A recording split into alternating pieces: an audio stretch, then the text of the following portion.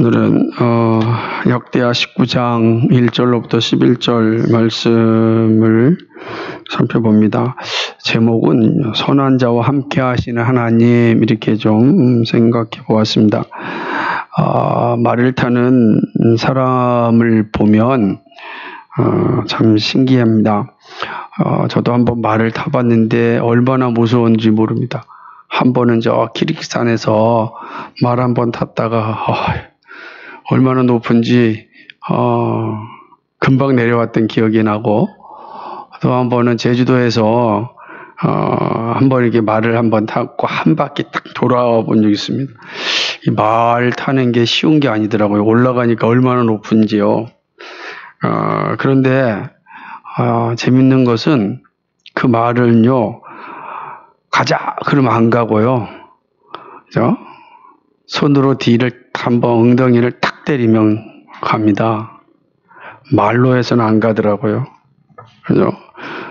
맞아야만 가는 게 동물인 것 같습니다. 이 동물들 모습에서 종종 볼 수 있지 않습니까? 왜 그럴까요? 왜 말이나 동물들은 말로 하면은 안 되고 때려야만 듣습니까?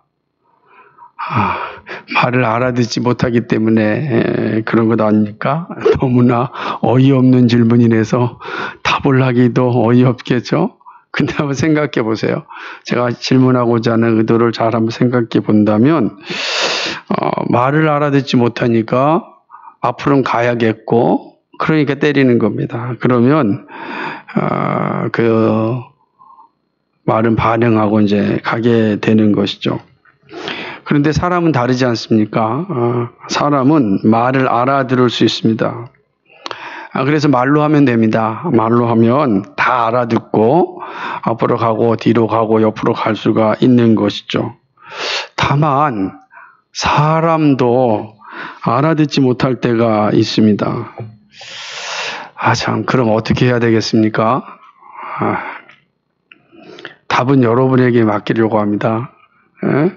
본문은요, 이스라엘 왕 아합이 죽는 것을 보았던 여호사밧이 다시 예루살렘으로 돌아온 후에 일어난 일들입니다.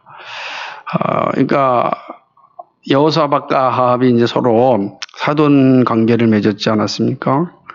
그래서 여호사밧이 아합에게 가서 또 같이 잔치도 베풀고 쉬고 있었는데, 암몬과의 전쟁을 치르자 그 했다가 결국은 아합은 죽고 여호사밧은 혼비 백산이 돼서 도망쳐 왔습니다. 지금 1절에 보니까 유다 왕 여호사밧이 평안히 예루살렘에 돌아왔다라고 하는 거 보니까 죽지 않고 잘 돌아온 거죠. 그 사실을 이제 보여주는 거예요. 평안히 돌아왔다라는 표현은 사돈인 아합은 죽었고 여호사밧은 살아서 돌아왔다라고 하는 것을 의미하는 것입니다. 그때 여호사밧이 예루살렘 성으로 돌아왔을 때 그를 맞이했던 한 사람이 있었는데 바로 선지자 예후였습니다. 선지자 예후가 왕을 맞이합니다. 그리고 그 예후가 그 험한 상황 가운데 살아온 왕을 향하여서 심장을 찌르는 그런 말을 합니다. 그 말은 이런 내용이었습니다. 왕이여, 어찌 왕은 악한 자를 돕고 여호와를 미워하는 자를 사랑하십니까? 그죠? 악한 자를 도와주고 어떻게 여호와를 미워하는 자를 사랑합니까? 아합을 향하여 하는 이야기죠. 어떻게 그게 그럴 수 있습니까? 라고 하는 거죠. 그러면서 여호와의 진노하심이 왕에게 임할 것입니다. 라고 이야기합니다. 이거 겨우 살아 돌아왔는데, 겨우 살아 돌아온 왕에게 만난 선지자가 이 말씀을 전하는 겁니다. 그렇게만 끝났으면은 정말 절망적인 상황이었을 텐데, 곧이어서 선지자는 소망의 말을 덧붙입니다. 그러나 왕에게는 또 선한 일도 좀 있습니다. 그것은 바로 우상이었던 아세라 목상을 없애고 마음을 오로지 하나님께로 향하였던 것입니다. 지금 그러니까 여호사밧에게 지금 두 가지 사실을 다 이야기하는 겁니다. 여러분이 이 이야기를 들었을 때 심정이 어떻겠습니까? 어떤 말로 들려지겠습니까? 어떻게 이 이야기에 반응하셔야겠습니까? 그죠? 지금 뭐 혼비백산해가지고 왕에게 이런 말을 하였을 때 어떻게 하셔야 하겠습니까, 여러분은? 여호사밧은 이 예후의 말에 두렵고 떨림으로 반응한 것을 보게 됩니다. 그것이 4절로부터 11절까지의 내용인 겁니다. 그가 어떻게 반응했다, 어떻게 뭐 했다는 내용이 나오지 않아요. 응? 예후를 어떻게 대우했다란 말도 나오지 않아요. 그런데 우리가 이 본문에서 볼 수 있는 내용은 여호사밧이 예루살렘 성에만 머물지 않고 예루살렘 성을 나와서 브엘세바에서부터 에브라임 산지까지, 에브라임 산지가 예루살렘이잖아요. 예루살렘 있죠? 그러니까 브엘세바는 어디냐면 남쪽을 얘기하는 겁니다. 그러니까 아브라함이 있었던 곳이니까 이게 정확히 얘기한다면 예루살렘에서 3일길 떨어진 곳이에요. 3일길. 왜냐하면 우리가 알다시피 그 모세가 아니죠. 이삭이 모리아산에 아브라함이 이삭을 모리아산에 바칠 때 브엘사바에서 출발해서 모리아산까지 3일을 갔잖아요. 그 모리아산이 예루살렘이란 말이에요. 에브라임 산지. 그러니까 3일길 떨어진 데까지 이 여호사밧이 지금 시차를 다니는 겁니다. 순회를 하는 거예요. 순회를 하면서 어떤 일을 하냐면 여호와의 신앙을 회복하는 운동을 합니다. 자, 이게 지금 하는 거예요. 자, 예후의 말을 듣고 난 뒤에 나타난 이 여호사밧은 이제 자신이 다스리는 그런 지역을 돌아다니면서 여호와를 섬길 것을 이야기합니다. 보게 되면은 보세요 한번. 4절 말씀의 하반절에 이렇게 얘기합니다. 민간에 순행하며 저희를 그 열조의 하나님 여호와께로 돌아오게 하고 라고 그랬어요. 그러니까 신앙 회복 운동을 지금 하고 있는 거예요. 왕이 예루살렘 성에 앉아서 하는 게 아니라 본인이 지금 직접 다니면서 하고 있는 겁니다. 자, 이게 이제 여호사밧의 첫 번째 모습입니다. 그리고 어떤 모습을 또 보여주고 있냐면 이 여호사밧이 다시는 유다의 각 성읍들이 있었습니다. 뭐 브엘사바도 성읍 있죠. 또 베들레헴도 있을 것이고 헤브론도 있을 것이고 라마도 있을 것이고 여러 가지 성읍이 있는데 그 성읍을 돌아다니면서 그 성읍에다가 재판관, 다시 법원을 하나씩 세웁니다. 지방 법원이에요. 지방 법원을 하나씩 다 세웁니다. 법원을 왜 세울까요? 법원을 세우는 것은 질서를 유지하기 위해서입니다. 그죠? 그 성의 질서를 잘 유지하기 위해서 법원이 필요한 거죠. 또 하나는 뭐냐면 억울한 사람이 생기지 않기 위하여서 법원을 세우는 거예요. 그러니까 재판이 공정하게만 이루어진다면 억울한 사람이 생기지 않는 겁니다. 그러니까 지방법원에 하나씩 잘 세웁니다. 그리고 그 법원의 관리들, 재판관들을 세우면서 정말 하나님을 두려워하는 마음으로 재판에 임하라고 요청합니다. 그리고 이야기합니다. 그래서 아주 중요한 재판관이 가지고 있어야 될 덕목을 이야기하는데 그 덕목은 다른 것이 아니라 하나님이 우리에게 하신 대로, 하나님이 우리에게 보여주신 대로 당신들도 그렇게 재판하십시오 라고 하는 겁니다. 그럼 하나님이 보여주신 게 무엇이겠는가? 보세요. 7절입니다. 같이 읽어볼까요? 그런즉 너희는 여호와를 두려워하는 마음으로 삼가행하라. 우리 하나님 여호와께서는 불의함도 없으시고 편벽됨도 없으시고 뇌물을 받으심도 없다라고 하는 겁니다. 부정하지 않습니다. 한쪽으로 치우치지 않습니다. 자기가 좋아하는 사람은 봐주고 자기가 싫어하는 사람은 악착같이 아주 피해를 주는 그런 짓 하지 않죠. 우리 하나님은. 그러니까 재판관들이 이 짓 할 수 있는 거예요.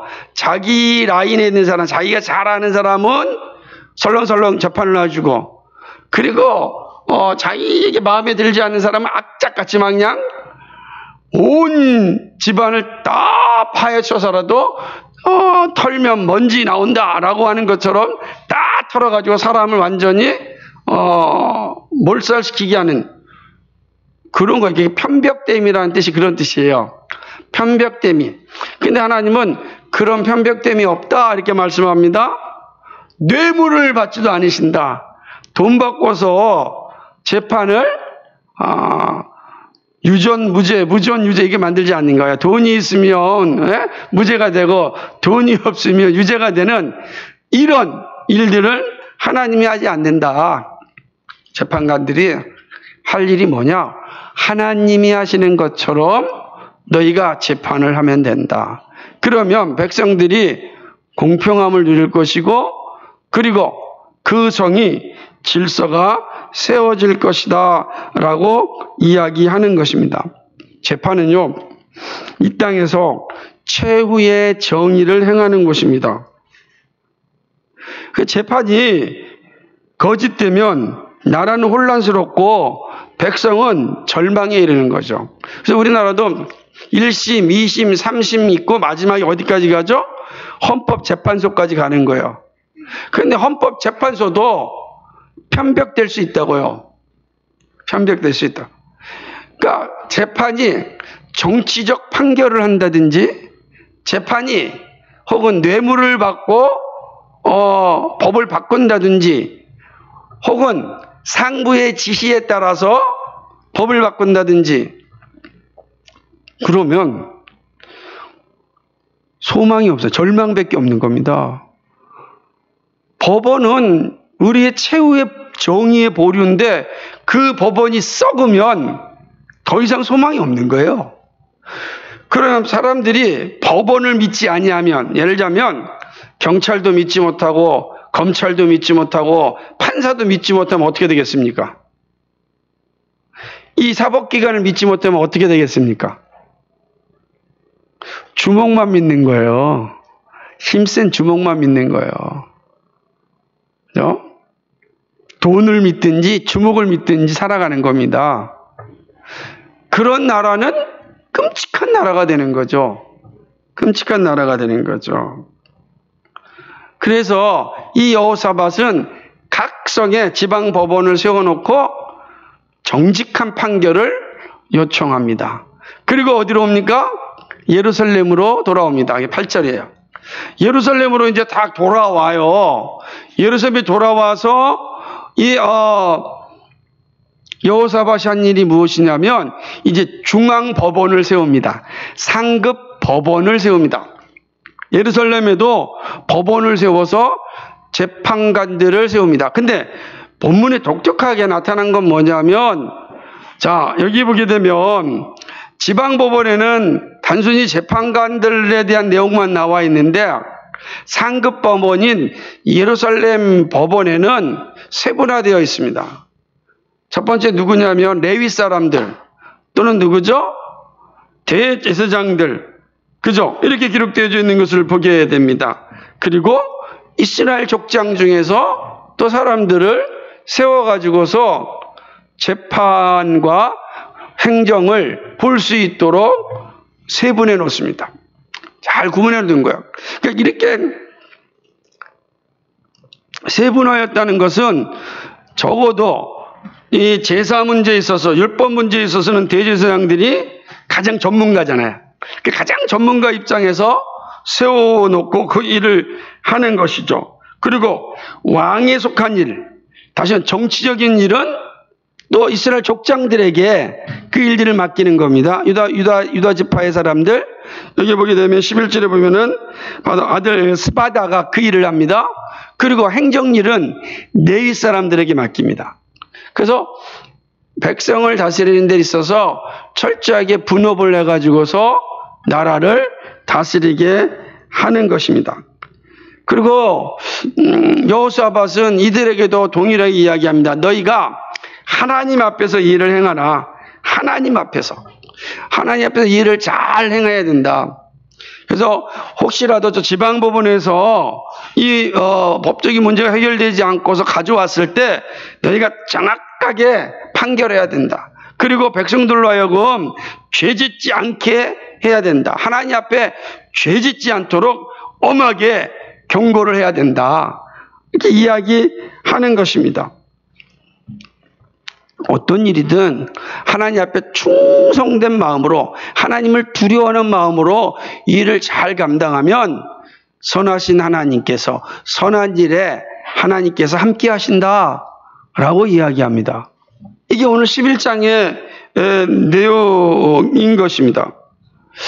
자, 우리는 1절로부터 3절까지의 내용을 전제로 해서 4절로부터 11절까지의 말씀을 이해하셔야 됩니다. 1절부터 3절까지에 나타난 그 내용이 4절부터 11절까지와 연결되어 있다. 어떻게 보면은 1절부터 3절까지는 예후와 여호사밧의 만남이고 4절로부터 7절까지는 지방을 순회하는 여호사밧의 모습이고 8절부터 11절까지는 중앙 법원을 만드는 그 모습으로 기록되어 있습니다. 자, 이 여호사밧의 이 행위를 통하여서 오늘 말씀은 우리에게 무엇을 가르쳐주고 있는가? 우리는 그 교훈을 한번 잘 살펴야 될 것이고 배워야 되리라 생각을 합니다. 세 가지로 생각해 봅시다. 첫 번째는 이런 겁니다. 말씀을 들을 수 있을 때가 행복하다라고 하는 거예요. 말씀을 들을 수 있다는 것은요, 복된 일입니다. 여호사밧이 행복한 사람인 것은 말씀의 사역자가 곁에 있었다는 것입니다. 그는 암몬과의 전쟁에 나갈 때도 하나님의 선지자가 있느냐, 우리 앞에 선지자가 있느냐, 이렇게 질문하였습니다. 그렇죠? 되게 중요한 여호사밧의 모습을 보여주는 거예요. 여호사밧이 돌아왔을 때 선지자 예후가 나와서 여호사밧을 만나고 아주 그 심장을 후벼 파는 정말 그런 말씀을 전합니다. 어떻게 왕이 악한 사람을 도와주고 여호와를 미워하는 자를 사랑할 수 있겠는가? 말이 안 됩니다. 이는 하나님의 진노를 받아 마땅한 일이다 라고 이야기하는 것입니다. 이미 앞서서 말씀드렸지만 이 말씀을 들을 때 두 가지 반응이 나타날 수 있겠죠. 하나는 네가 뭔데? 감히 왕인 나에게? 이렇게 반응할 수도 있는 거죠.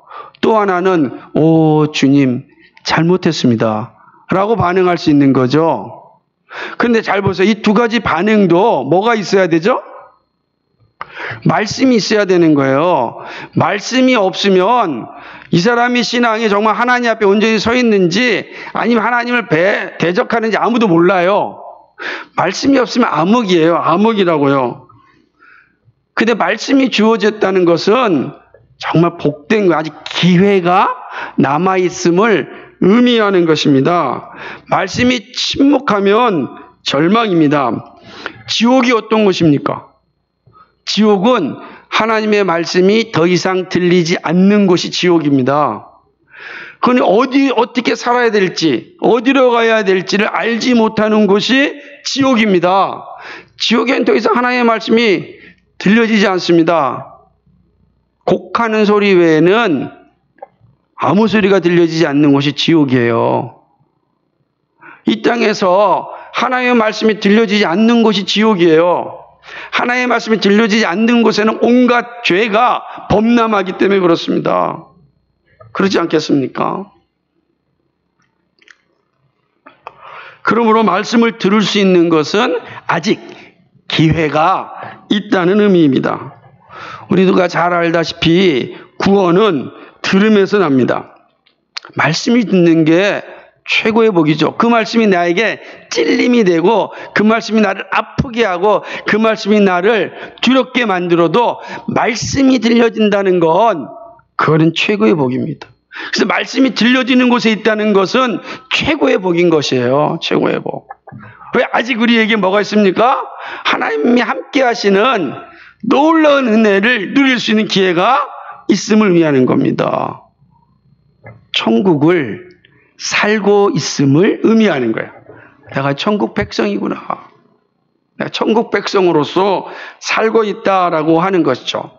왜냐하면 천국은 영원토록 하나님의 말씀이 들려지는 곳이기 때문에 그렇습니다. 영원토록.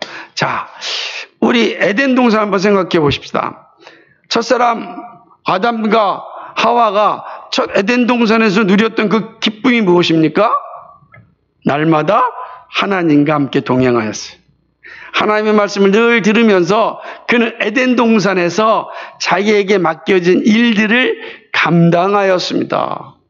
이게 천국이라는 거예요. 새하늘과 새 땅의 가장 큰 영광은 무엇인가?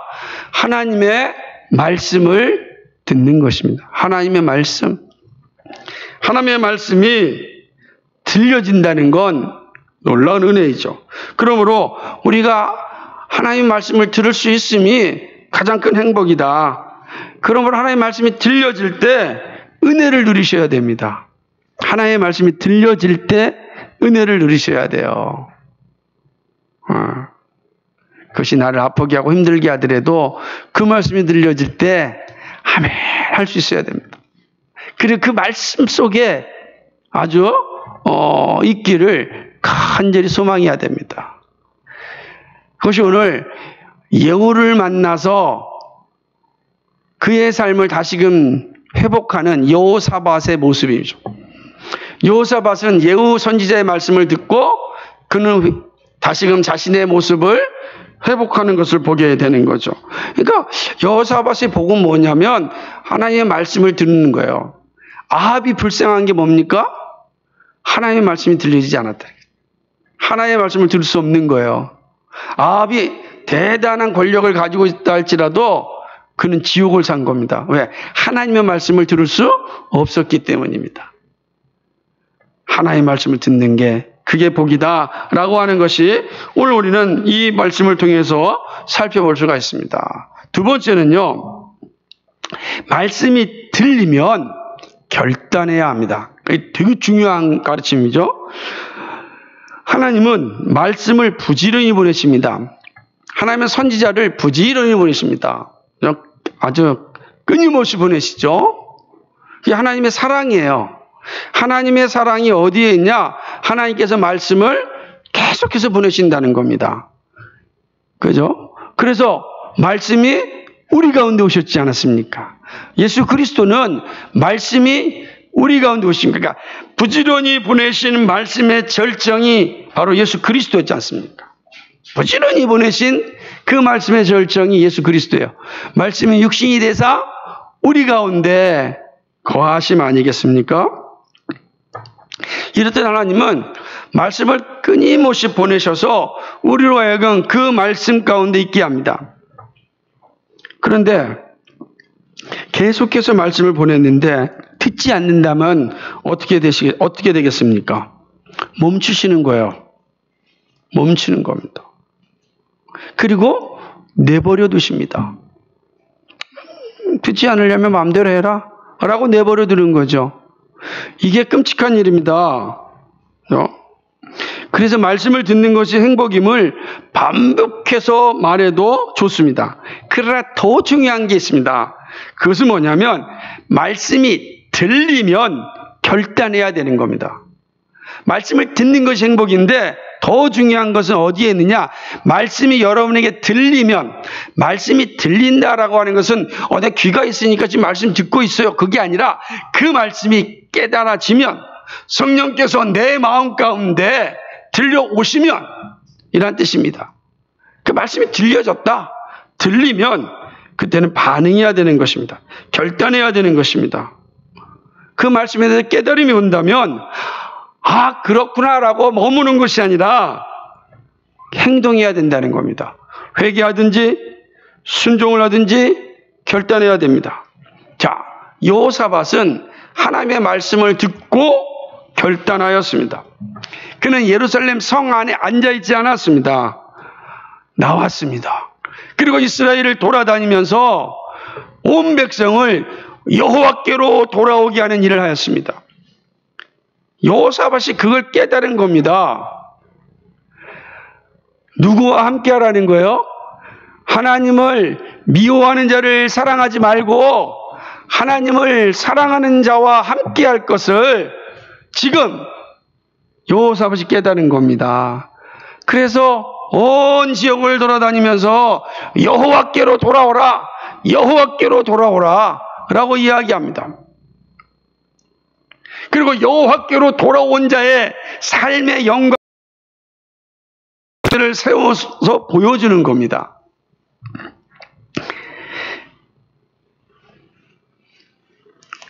공동체의 회복을 위하여 온 힘을 다한 것이 여호사밧이었습니다.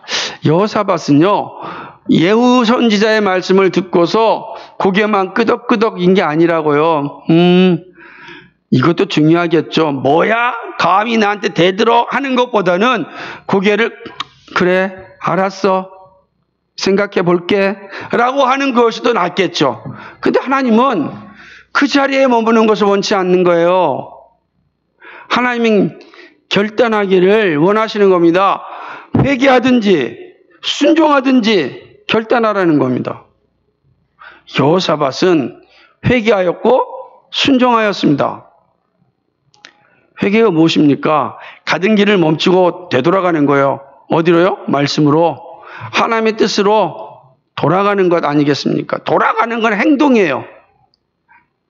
그 일을 여호사밧은 보여주고 있습니다. 행함이 있는 믿음을 보여준 것입니다. 말씀이 들린다는 것은 믿음이 생겼다는 것입니다. 믿음이 있다는 것은 행한다는 사실입니다. 말씀이 육신이 돼서 우리 가운데 오신 예수님께서 하신 일이 뭡니까? 아버지께서 내게 주신 말씀을 나는 너에게 전한다 그랬어요. 근데 예수님이 전한다라고 할 때 단지 말씀만 입으로만 한 것이 아니라 그의 삶으로 전하셨습니다. 그 십자가 아닙니까? 아버지께서 내가 명하신 것을 내가 너희에게 말하노라 하신 예수님은 그 말씀하신 대로 십자가에서 까지 순종하셨습니다. 그게 말씀이 들려진 사람의 모습이에요. 그래서 말씀이 들리면 결단해야 한다. 결단해야 한다. 여러분 항상 말씀을 듣는 자리에 있으니까 행복입니다. 그 자체로 놀라운 행복입니다. 그런데 그 행복은 고개만 끄덕이는 행복이 아니라 정말로 결단하는 행복이 있어야 돼요. 회개하든지 순종하든지 이 결단이 있어야 된다. 이것이 오늘 이 말씀을 통해서 우리에게 보여주시는 거고, 그 놀라운 모델은 바로 우리 주님이십니다. 우리 주님. 그래서 주님은 말씀하시기를 딱 죽기까지 복종하셨느니라 그러잖아요. 그죠? 빌립보서 2장에 있는 말씀, 죽기까지 복종하셨어요. 그 얘기입니다. 말씀이 오셨기 때문에 순종하는 것입니다. 그런 은혜가 여러분에게 있기 소망합니다. 마지막 세 번째로 본문이 우리에게 보여주는 것은 하나님을 두려워하는 신앙은 자신의 소명을 성실하게 감당하는 일입니다. 여호사밧은 하나님의 말씀 앞에 두려워했습니다. 하나님의 진노의 소리를 듣고 정신을 차렸습니다.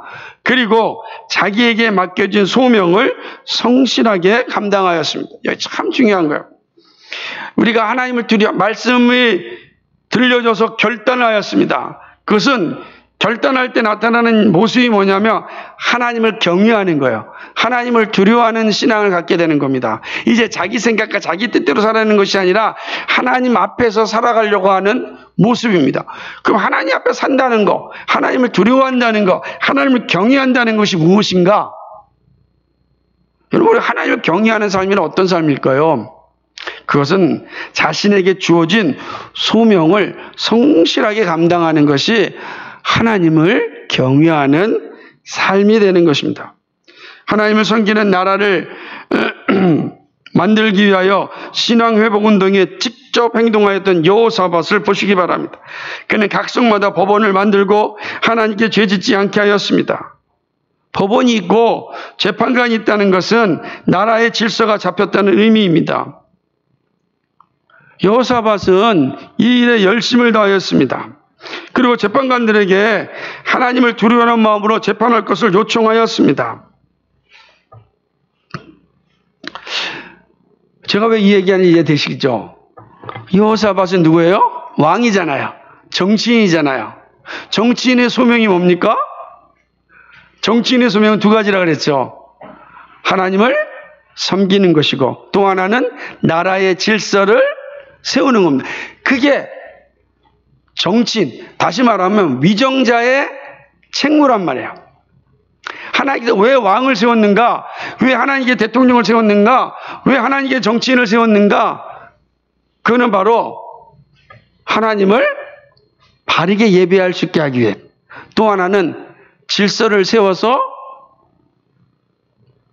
온전한 나라로 공동체가 행복하게 살 수 있게 하기 위하여 왕을 세운 거예요. 지금 여호사밧이 그 일을 제대로 하고 있는 겁니다. 돌아다니면서 백성들을 여호와께로 돌아오는 신앙 회복 운동을 하였죠. 자기에게 부여진 소명 첫 번째를 충실히 하는 겁니다. 법원을 세워가지고서 질서를 세우죠. 자신에게 주어진 소명 두 번째를 충실하게 하는 겁니다. 그리고 여호사밧은 자신이 왕으로 세움받은 그 소명을 정확하게 시행하고 있는 겁니다. 얼마나 중요한 건지 몰라요. 하나님을 두려워하는 신앙은 이렇듯 자신의 소명에 충실한 신앙입니다. 이 모습에 있어서 누구보다도 분명한 모습을 보여준 것이 바로 예수님 아니겠습니까? 예수님은 십자가의 고통스러운 자리에서도 소명에 충실하셨습니다. 자신의 뜻이 아니라 아버지의 뜻에 순종하셨습니다. 자신의 뜻이 아니었어요. 아버지의 뜻에 순종하셨어요. 왜요? 그것이 예수님이 걸어가셔야 하는 길이기 때문에 그렇습니다. 자신의 소명에 충실을 다했어요. 그래서 하나님께서는 예수님을 지극히 높여 하나님 보좌 우편에 앉으셨고 모든 만물을 다 그 앞에 무릎 꿇게 하셨습니다. 이게 하나님을 두려워하는 신앙, 하나님을 경외하는 자의 모습인 것입니다. 여호사밧은 자신이 그렇게 자신의 직무를 충실하였기 때문에 재판관들에게도 동일한 것을 요구하셨습니다. 예수 그리스도께서 우리에게 그 모습을 그대로 보여주셨기 때문에 모든 사도들이 예수 그리스도의 발자취를 따라갔습니다. 나를 따라오너라 그랬습니다. 입으로 하나님을 경외하는 것이 아닙니다. 삶으로 경외를 나타내야 합니다. 삶으로 나타날 때 그것은 나에게 주어진 소명을 알고 정직하고 신실하게 충성을 다하는 겁니다. 그것이 바로 하나님을 두려워하는 신앙입니다. 하나님. 이게 중요하죠. 그럼 생각해 봅시다. 왕에게는 이러한 소명이 충실하였습니다. 오늘 우리에게는 어떤 소명이 주어졌습니까? 우리에게는 어떤 소명이 주어졌습니까? 우리 그걸 찾아야 되겠죠. 그러나 우리는 알고 있지 않습니까? 본질적 소명이 무엇이죠? 교회를 세우는 겁니다. 우리는 다 교회를 세우는 본질적 소명을 받은 사람들이에요. 그리고 교회를 세우기 위하여 각자의 은사적 소명을 하나님 우리에게 주셨습니다. 삶의 다양한 영역에서 은사적 소명을 다 받은 자들이에요, 우리가. 그 은사적 소명은 본질적 소명인 교회를 세우기 위함입니다. 우리는 본질적 소명을 다 가진 자들이에요. 이제 중요한 것은 은사적 소명을 발견하는 일이 필요하죠. 어떤 사람에게는 그게 좀 일찍 올 수도 있어요. 어떤 사람은 좀 늦게 올 수도 있어요. 그러나 하나님께서는 다 우리에게 본질적 소명을 위하여 은사를 다 주셨어요. 그 은사적 소명을 잘 발견하여서 그것을 통하여 본질적 소명을 이루어갈 때 우리는 이 땅에 보냄받은 삶을 감당하는 것이고 여호와를 경외하는 삶을 살아가는 것입니다.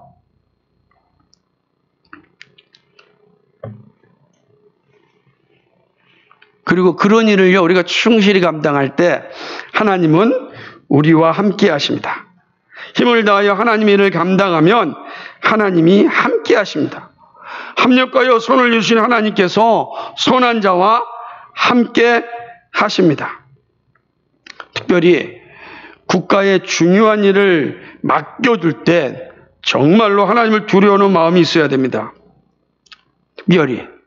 왜냐하면 그것은 자신만을 위한 것이 아니라 국가 공동체 전체의 생명이 달려있는 문제이기 때문에 그렇습니다. 그래서 오늘 본문에서도 재판관들에게 아주 강력하게 요청하는 거, 하나님의 마음을 가지고 백성들이 죄 짓는 자리에 서지 않도록 강력하게 너희가 이야기해야 된다라고 말하고 있습니다. 그것이 바로 몇 절 말씀입니까? 보십시오. 8절 말씀입니다. 10절 말씀입니다. 같이 읽겠습니다. 시작.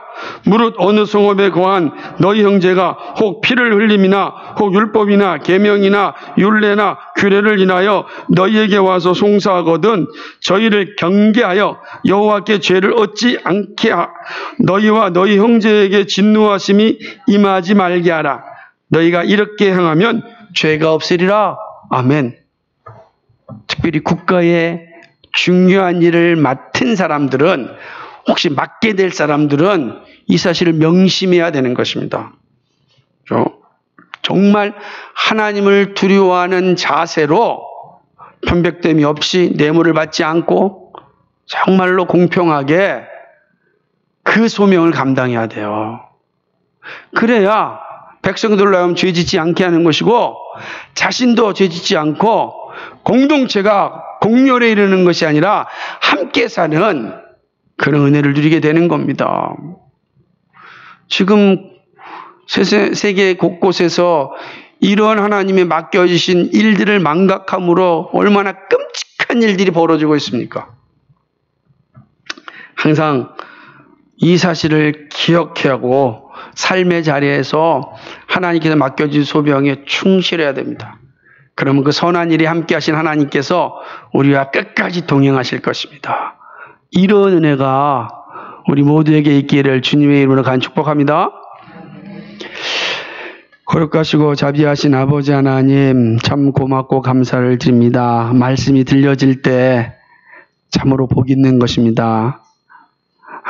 말씀이 없다는 것은 절망입니다.